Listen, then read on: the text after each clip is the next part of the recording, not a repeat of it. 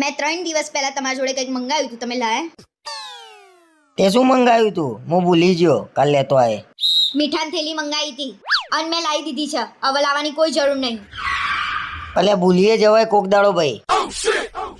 રાત્રે રિયા ભાભી હામું જોઈ રહ્યા ને ત્યારે તમને ખબર પડી ગઈ કે ચટણી જોઈએ છે એમ. ચટણી તપેલું દોડતા દોડતા લઈને આયા હતા ને, મેં જોયા હતા તમને. હું જોઈ રહી હતી તમારા નાટક બધા. અલ્યા ભાઈ હા હું જોયું એટલે ચટણી વેચતો તો એટલે મને ખબર પડી કે એમને ચટણી જોઈએ છે. ઘરમાં તો પાણી બાટલાય નહીં ભરતા અને બીજાને કામ હોય ને તો દોડમ દોડ કરી મૂકો છો. ચા લાવું, પાણી લાવું, ચટણી લાવું? એ બીજા કહેવાય, એ તો ગન્ના કહેવાય આપણા. કોણ છે ગન્ના? નામ દો તો મને ખબર પડે. સોસાયટી વાળા બધા માણસો ગન્ના કહેવાય આપણા. કયું માણસ ઘરનું છે ને મને બધી ખબર છે. હા મને ગમે છે રિયા ભાભી, બોલ તારે શું કરવું છે? કઈ બોલ્યા તમે? ના સારું મનમાં બોલ્યો તો એને ખબર પડી ગઈ.